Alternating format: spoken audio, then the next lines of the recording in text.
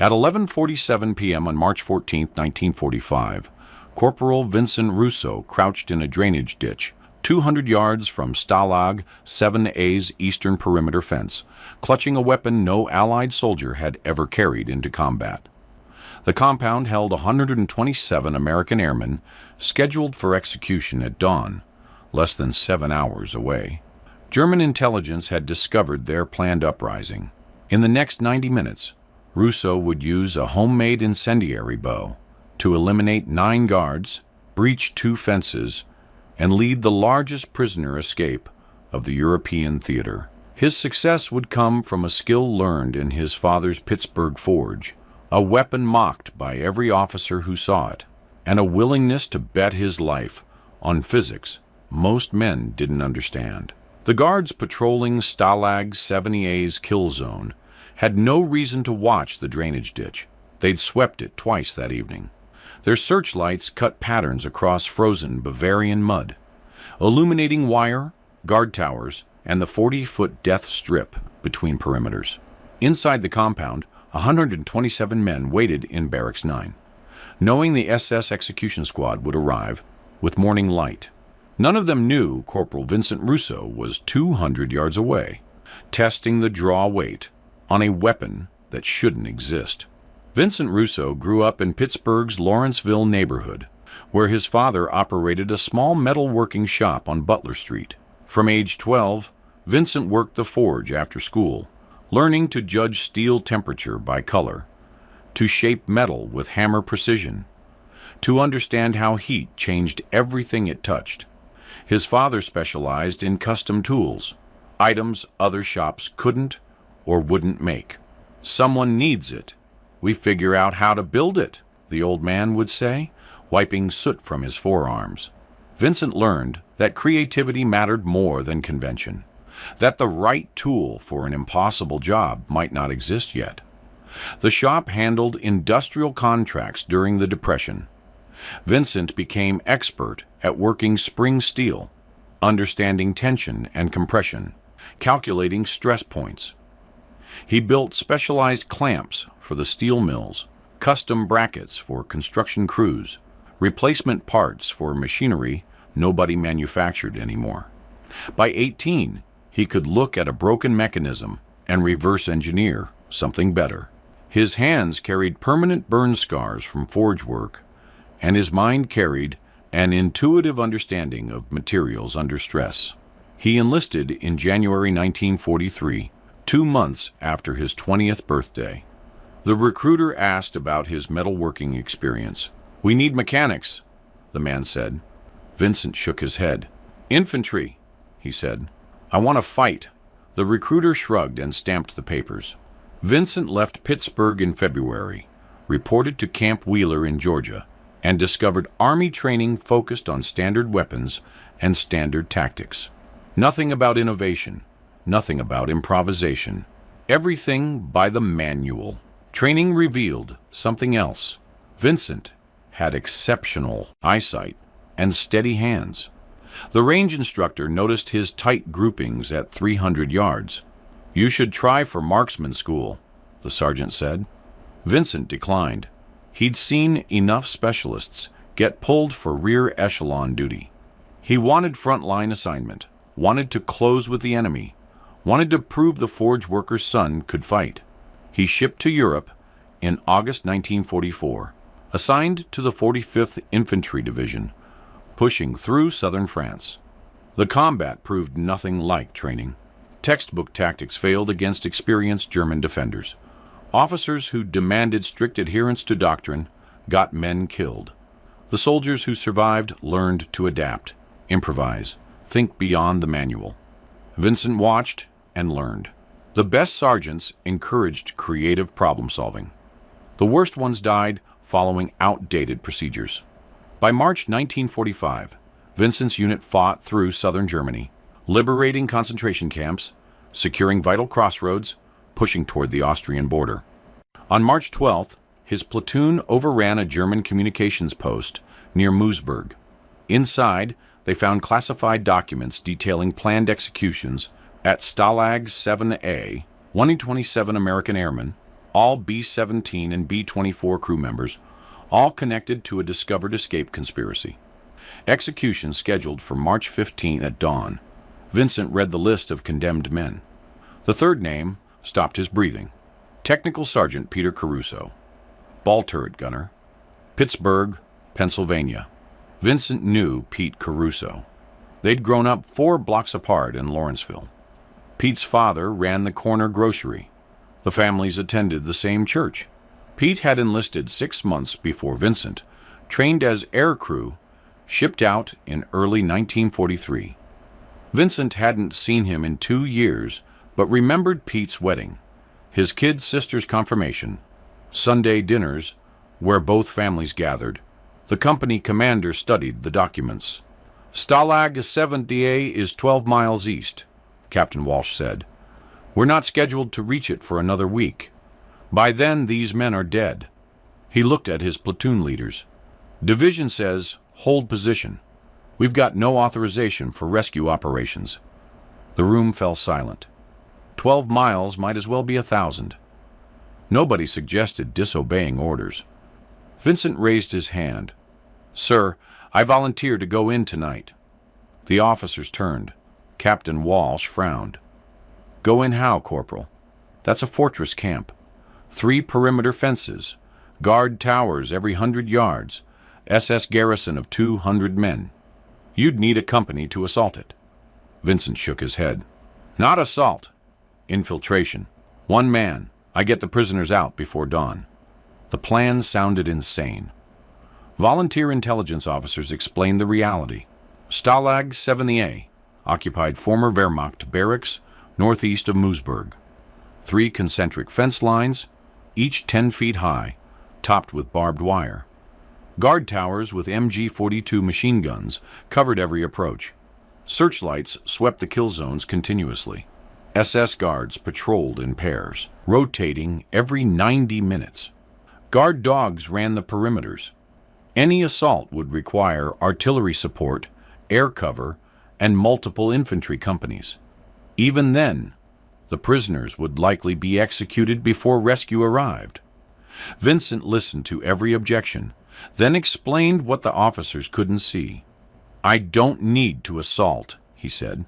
I need to eliminate the tower guards silently, breach the fence quietly, and move the prisoners during the 2 a.m. shift change when patrol coverage drops 40%.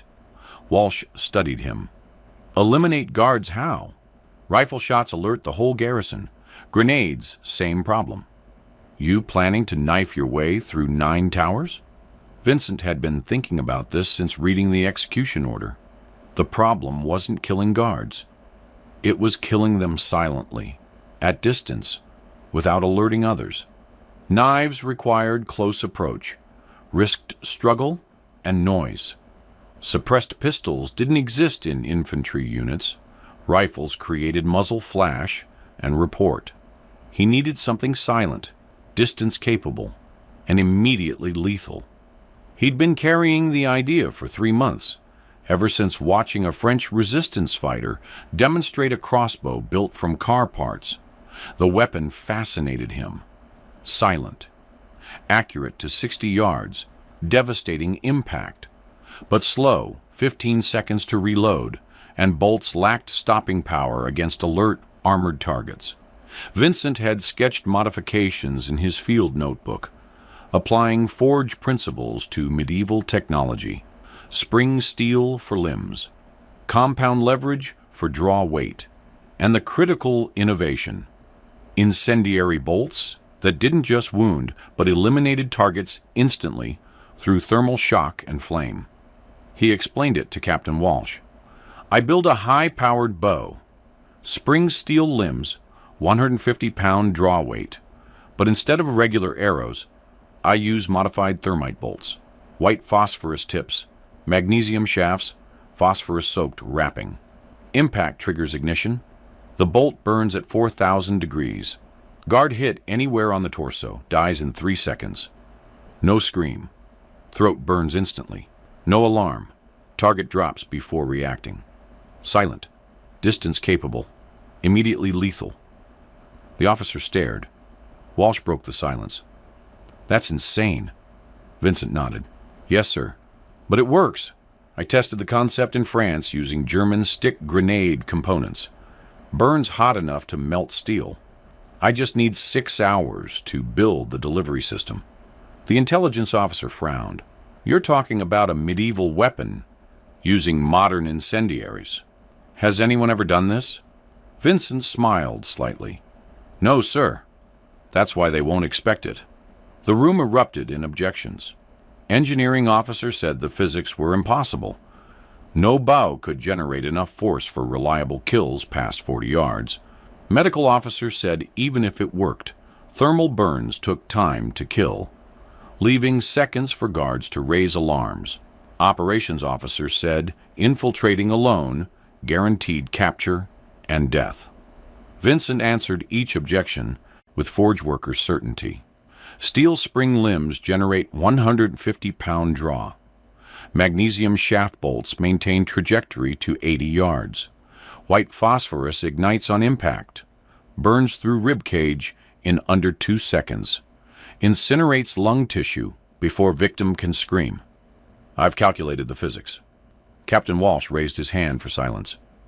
He studied Vincent for 30 seconds. You understand. This is suicide? Vincent met his eyes. Sir, Pete Caruso is on that execution list. I know Pete. His father sells groceries 4 blocks from my father's forge. I can't sit here knowing he dies at dawn when I might save him. Someone has to try. Walsh nodded slowly. If you fail, we can't help you. No rescue mission. No support. You're 12 miles into German-held territory. Vincent understood. Yes, sir. Walsh made his decision. You have until 2100 hours to build your weapon. After that, I'm ordering you to stand down. If the thing actually works, you move out at 2200. He looked around the room. Nobody speaks about this. If Russo succeeds, we stumbled onto the camp during scheduled advance. If he fails, he was never there. Understood. Officers nodded. Vincent saluted and left to begin work. He commandeered the forge in Moosburg's abandoned metalworking district. The shop still had coal, basic tools, and enough salvaged steel for his purpose. He started with the bow limbs, 2 pieces of leaf spring steel from a destroyed German truck, each 30 inches long. He heated them to cherry red, shaped them into recurve profiles, then quenched them for maximum spring tension. The limbs needed to generate 150 pounds of draw weight while remaining flexible enough to avoid fracture. Next came the riser, the bow's central grip section. He cut it from oak timber, carved channels for the limb attachment points, and reinforced the structure with steel pins. The engineering had to be perfect. Uneven stress distribution would snap the limbs on first draw. He worked from memory and calculation, checking measurements against his field notebook sketches. The string required aircraft cable, thin enough for smooth release, strong enough for repeated draws. He found suitable wire in the communications post wreckage, cut an 8-foot section, and created loops at each end using crimping sleeves. The string's length determined draw length and power storage. Too short risked limb fracture. Too long sacrificed velocity. He calculated based on his 32-inch draw length and the bow's power curve. Building the bolts took longest. He needed 9, 1 per guard tower. He started with curtain rods from abandoned barracks, cut them to 28-inch lengths, and hollowed the rear sections for better flight characteristics. The tips required precision work. He melted down German thermite grenades, mixed the powder with white phosphorus from smoke grenades, and packed the compound into steel caps welded to the bolt tips. Each cap contained enough incendiary material to burn through a human torso in 90 seconds. The ignition mechanism came from rifle primers. He embedded primers in the bolt tips, positioned to strike on impact. When the bolt hit flesh or fabric, the primer would ignite the thermite phosphorus mixture, triggering catastrophic burning. He wrapped each bolt shaft in phosphorus-soaked cloth for sustained ignition. The finished bolts weighed 11 ounces each, heavy enough for stability, light enough for range. By 20-30 hours, the weapon was complete. He tested it in the abandoned factory yard, shooting at sandbags from 60 yards. The first bolt punched through 3 sandbag layers and buried itself in the wall behind, still burning. The second hit a wooden post and ignited it completely in 40 seconds.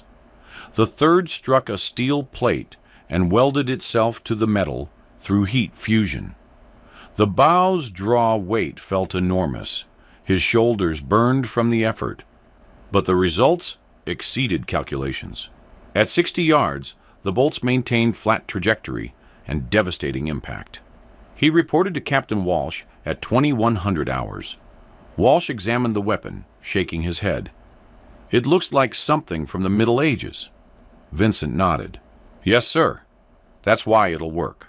They're watching for rifles and grenades, not burning arrows." Walsh handed it back. "You really think you can eliminate 9 guards with this thing?" Vincent checked the bolt quiver. "Yes, sir, if I can reach firing positions without detection." The briefing took 15 minutes. Intelligence had mapped guard tower positions, patrol routes, and shift change timing. The 2 a.m. shift change created a 12-minute window when tower coverage dropped from full to 60%. That window represented Vincent's opportunity.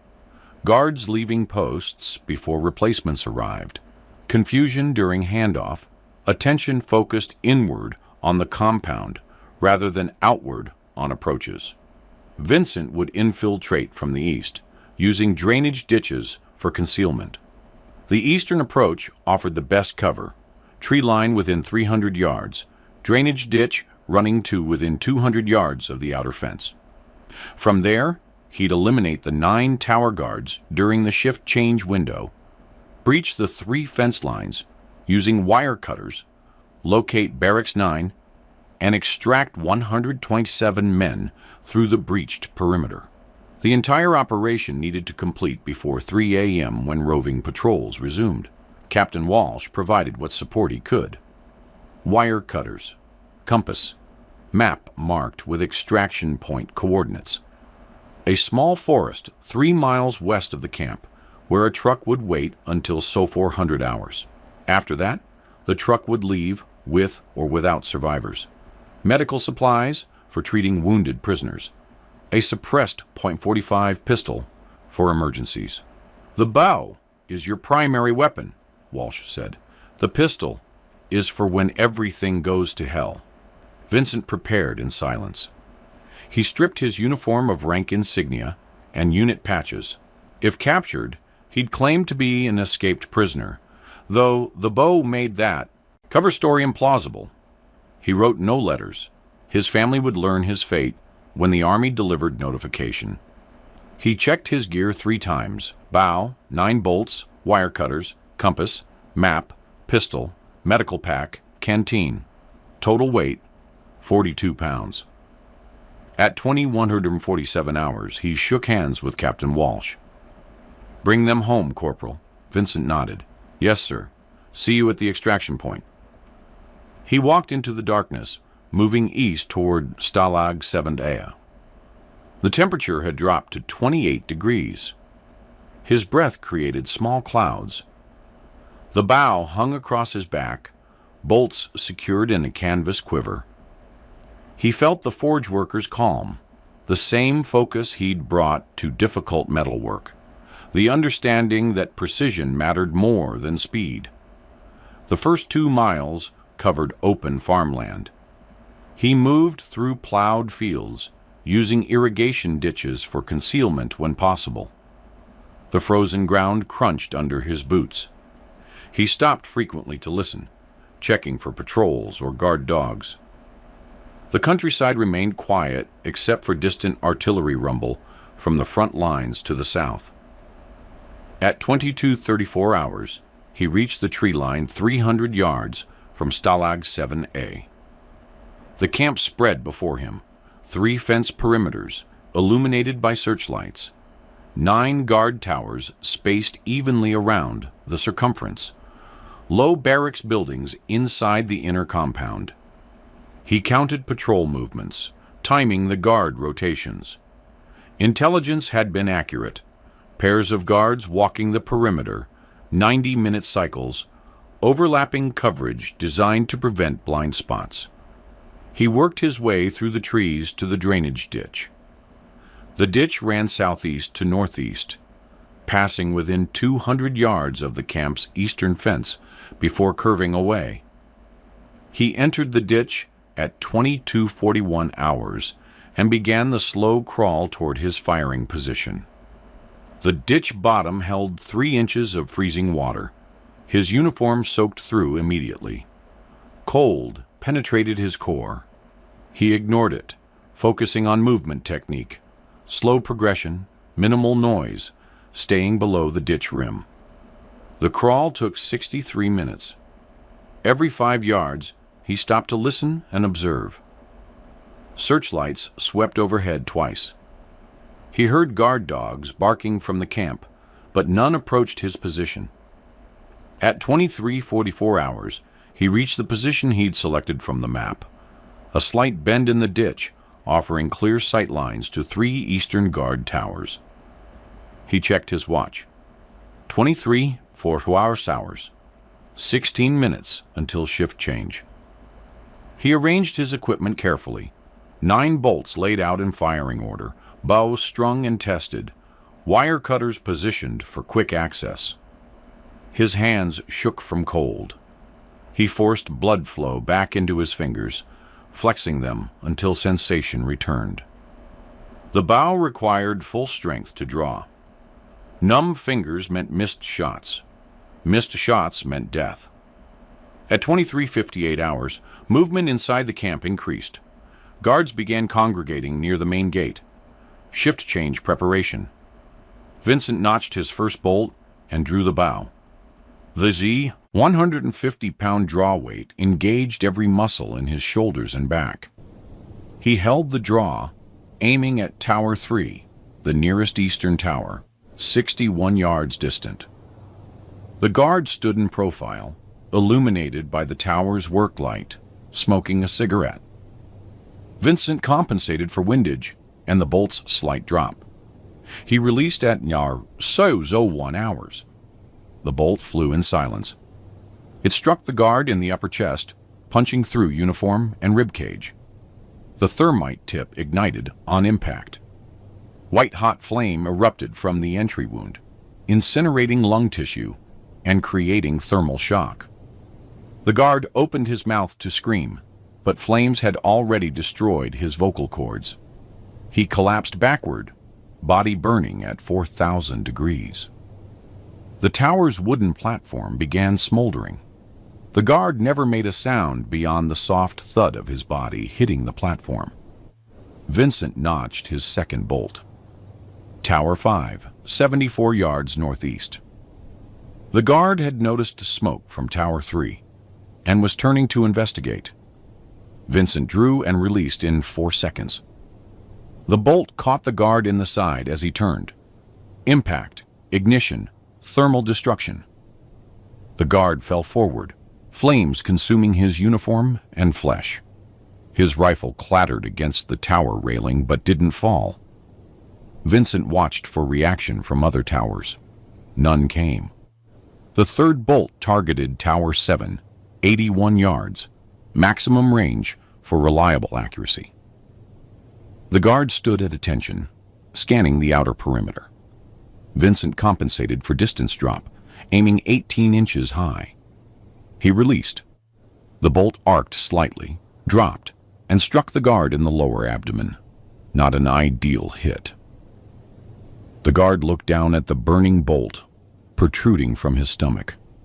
He grabbed it, trying to pull it free. The phosphorus coating ignited his hands. Flames spread up his arms to his face.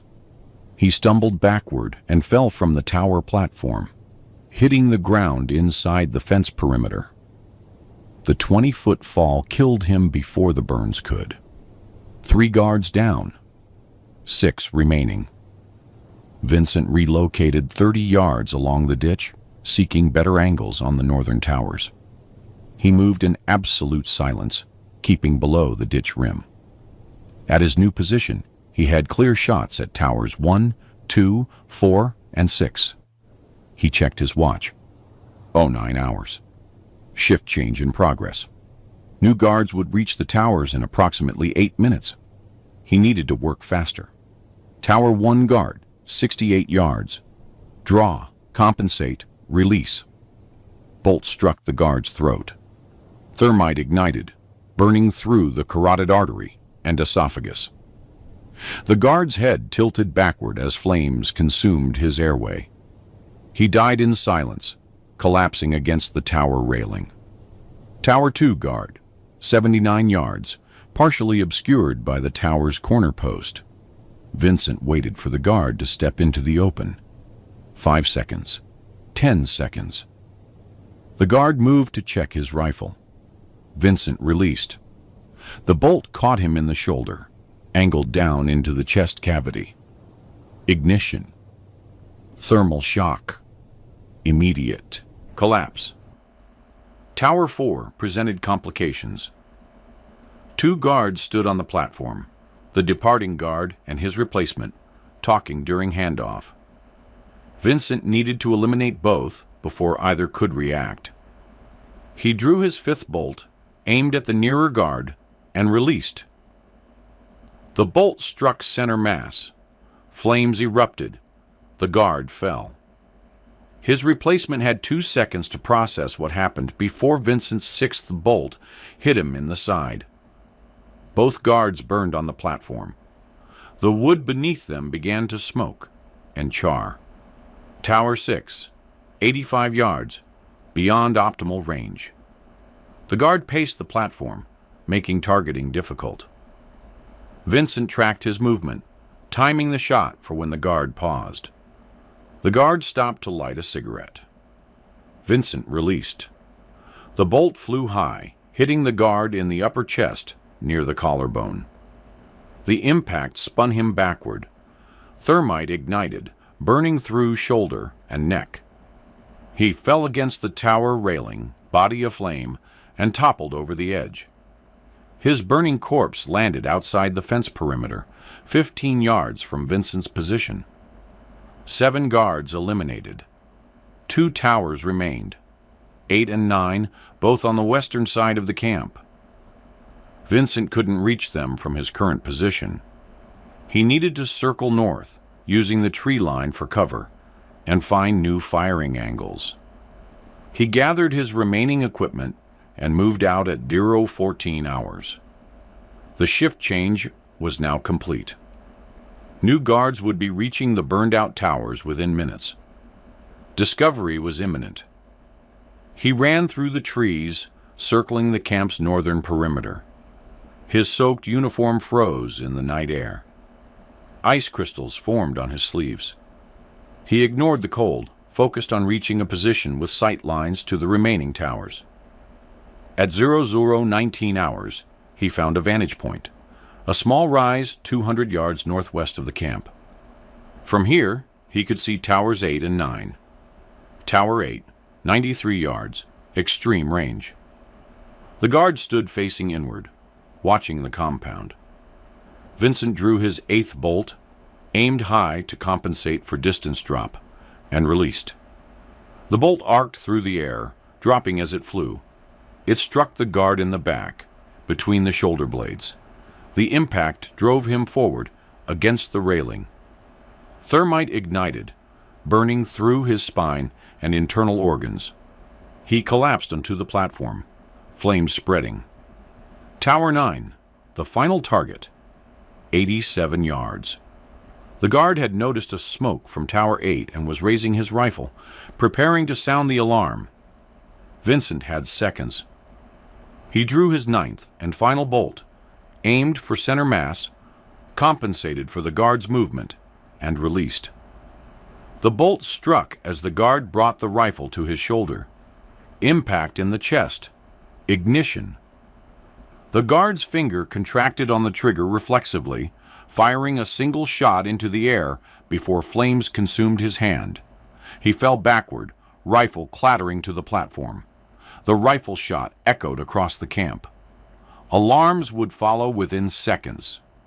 Vincent dropped the bow and ran toward the eastern fence. He had the wire cutters in hand, sprinting across open ground. Searchlights began sweeping erratically. Voices shouted from inside the compound. He reached the outer fence at 0022 hours and began cutting. The wire was thick, requiring both hands on the cutter handles. Each strand took 4 seconds to sever. He cut a vertical line, then horizontal cuts at top and bottom, creating a 3-foot opening. He pushed through, cutting his hands on wire edges. The middle fence stood 8 feet ahead. More wire cutting.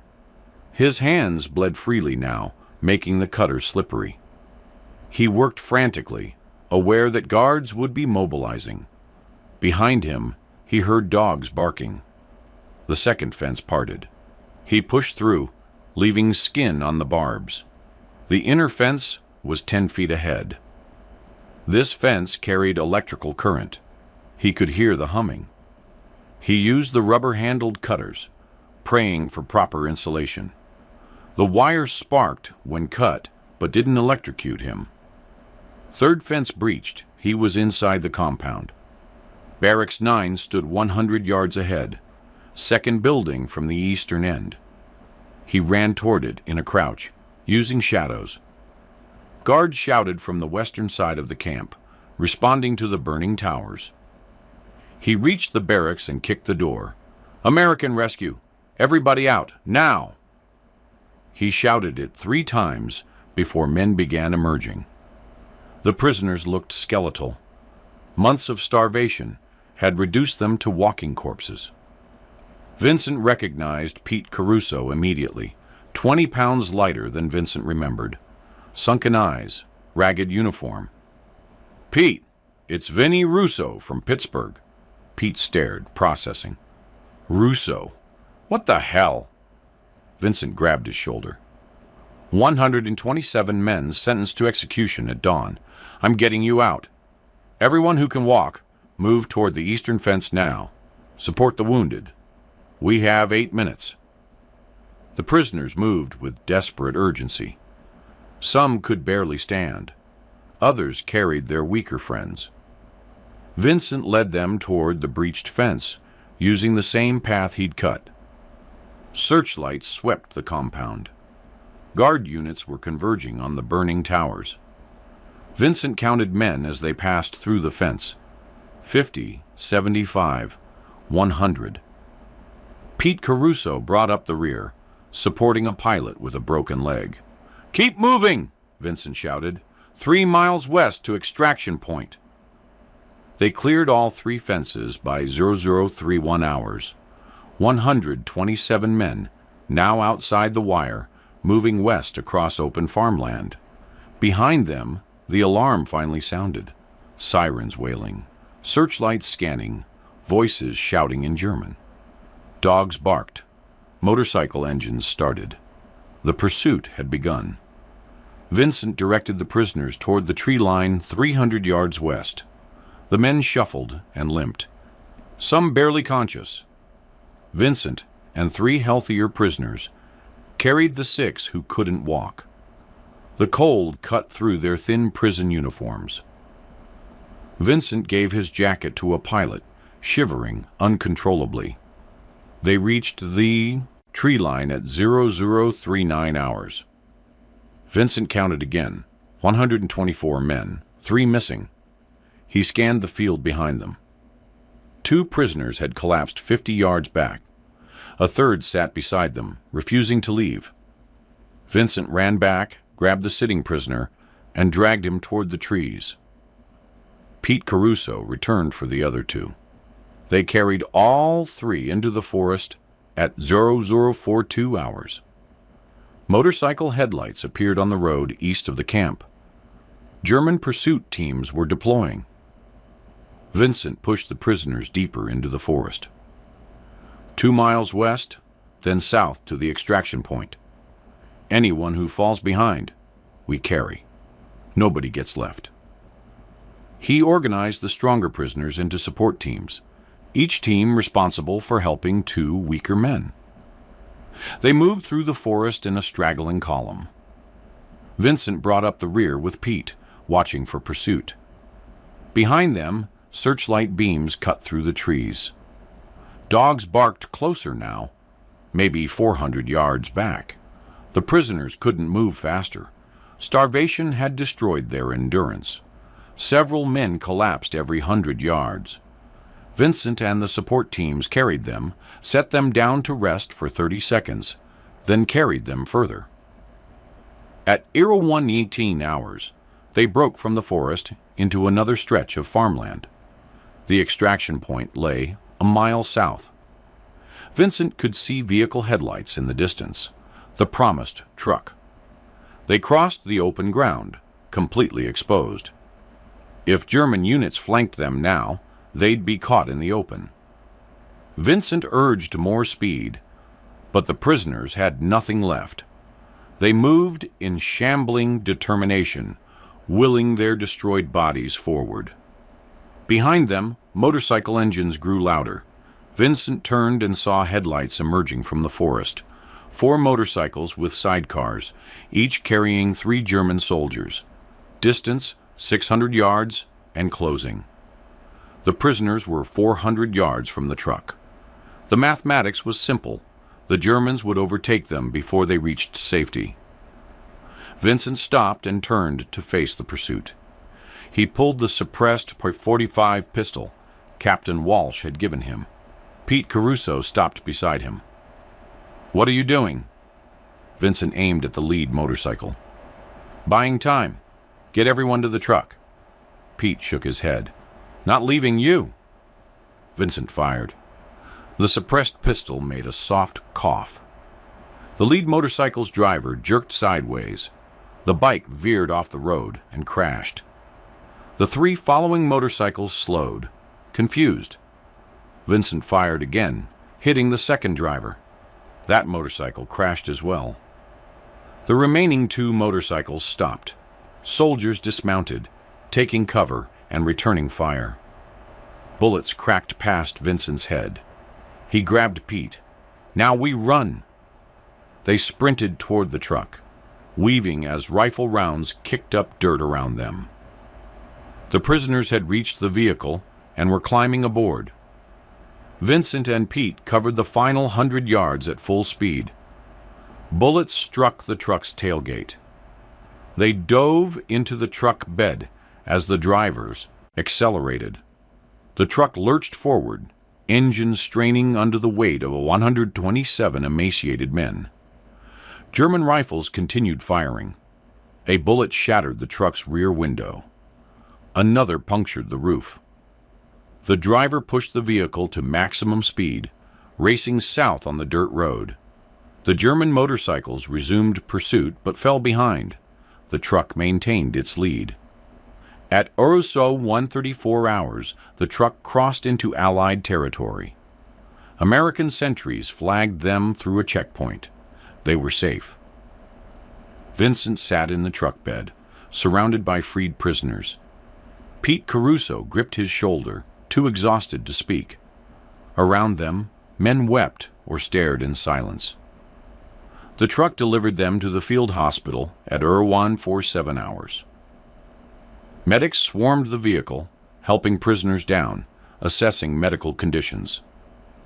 Vincent climbed out last, his hands still bleeding from the wire cuts, uniform soaked and frozen, body shaking from cold and adrenaline crash. Captain Walsh appeared from the hospital tent. "Report, Corporal." Vincent straightened. "All 127 prisoners extracted successfully, sir. 9 German guards eliminated. 3 fence perimeters breached. Pursuit encountered during extraction. 2 enemy motorcycles disabled. No Allied casualties." Walsh nodded slowly. "The weapon worked." Vincent thought of the burning guards, the silent kills, the medieval technology applied to modern warfare. "Yes, sir. it worked.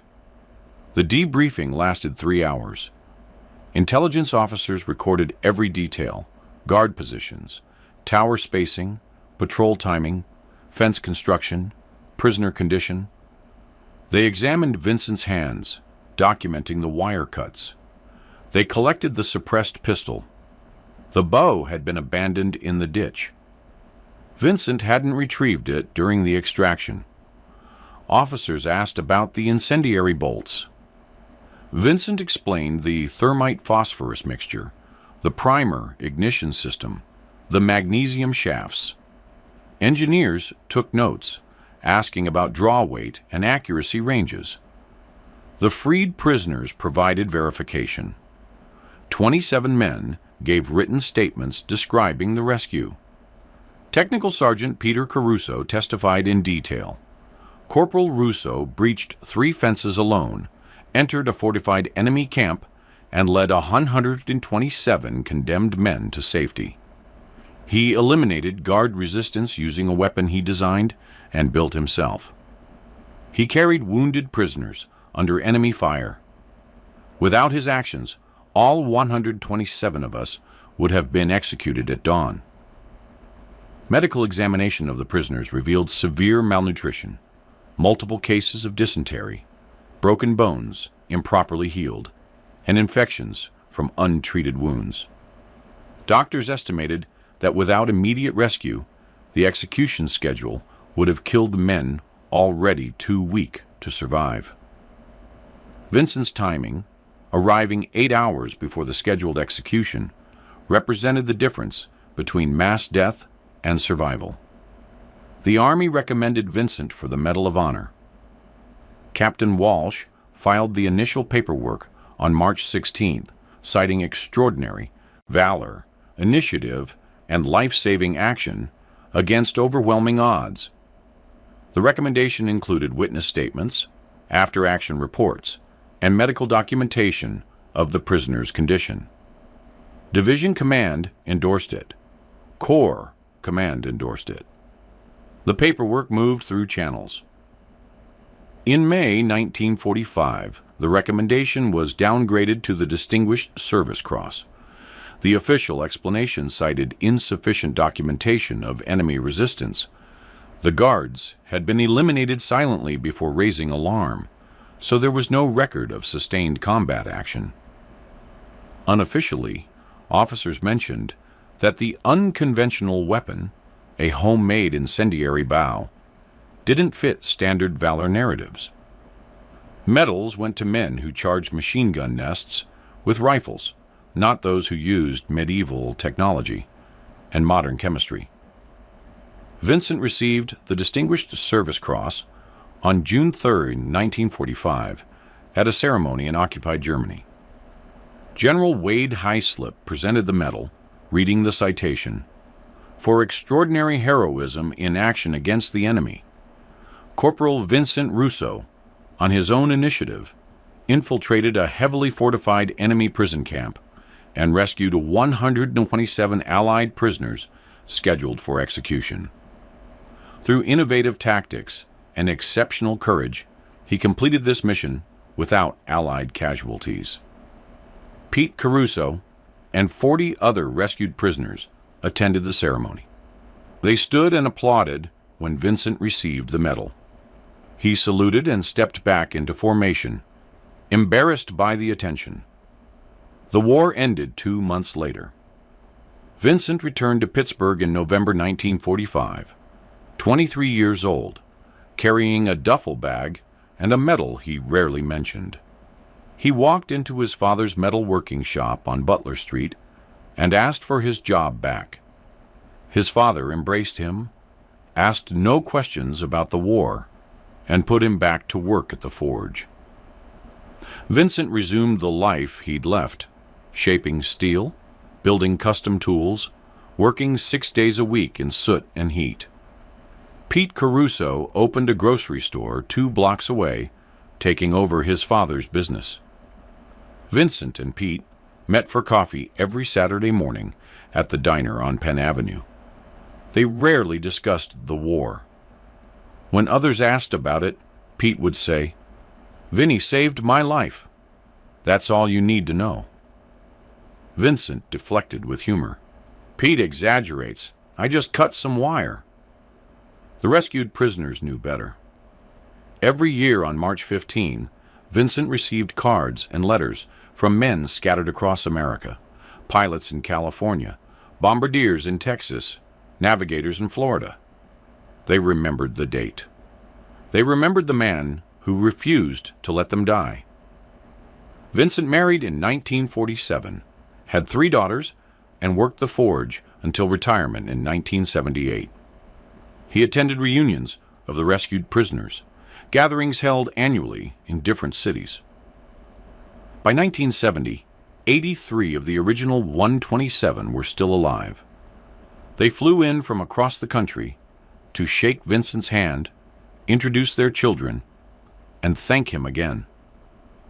Vincent always seemed surprised by the gratitude, as if infiltrating an enemy prison camp and rescuing 127 condemned men was just ordinary work.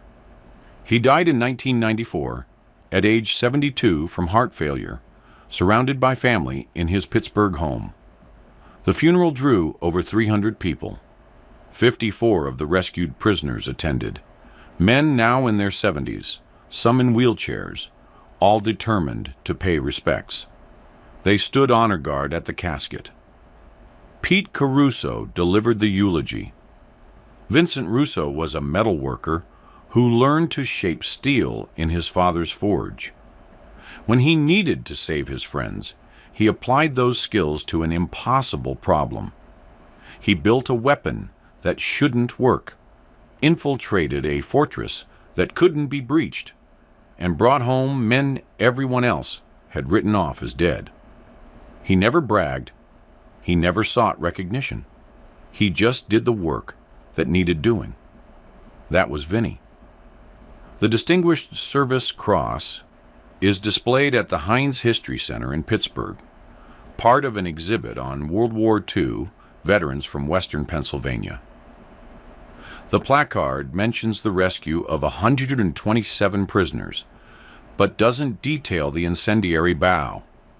That information remains in declassified after-action reports available to military historians. The weapon itself was never recovered. It likely remains buried in a drainage ditch outside Moosburg, Germany, alongside 9 spent thermite bolts and the memory of guards who died in silent flames. Post-war analysis of Vincent's mission revealed several factors that made success possible. First, the shift change timing created a 12-minute window of reduced tower coverage, a vulnerability German security procedures didn't address. Second, the incendiary bolts produced thermal shock so severe that victims died before their nervous systems could trigger alarm responses. Third, Vincent's metalworking background gave him unique capability to design and build specialized equipment under time pressure. Fourth, his willingness to risk a solo infiltration eliminated coordination problems that doomed larger rescue attempts. Modern military historians classify Vincent's rescue among the most successful prisoner extractions of World War II. Similar missions attempted by larger forces typically failed. The 1945 raid on Cabanatuan in the Philippines succeeded, but required 120 Army Rangers and extensive planning. Vincent accomplished comparable results alone, with 6 hours preparation, using a weapon he designed from salvaged materials. His success validated the principle that creative problem-solving sometimes outperforms conventional tactics. The rescued prisoners went on to live full lives.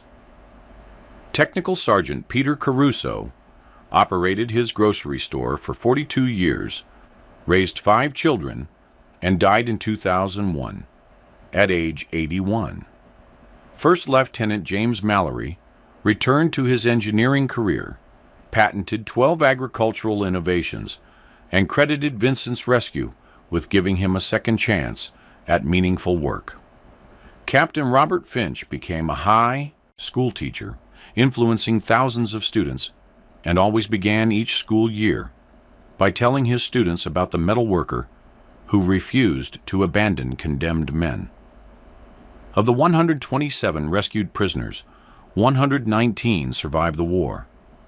8 died in subsequent combat operations before Germany surrendered.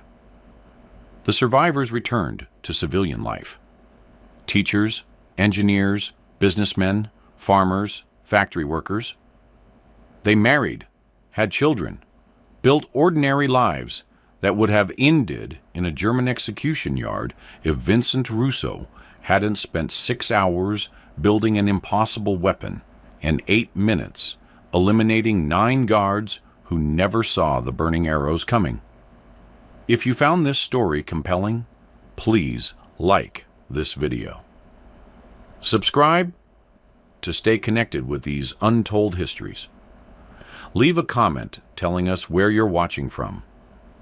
Thank you for keeping these stories alive